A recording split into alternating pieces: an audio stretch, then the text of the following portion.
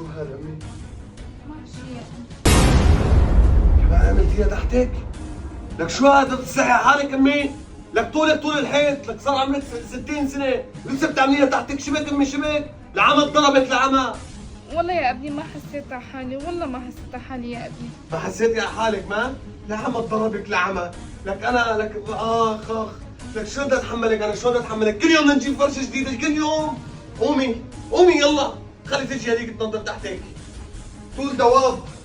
هيا روحي نظفي تحتها، روحي نظفي تحتها للختيارة هي كل يوم ننظف تحتها كل يوم. لك يا ابن عمي طول بالك على امك شوي شوي عليها. لك لا تعلميني لسه، روحي نظفي تحتها يلا روحي يلا روحي. حسبي الله. مرت عمي لا تكلف لا تكلف، انا معك مرت عمي ورح ضل معك لا تزعلي.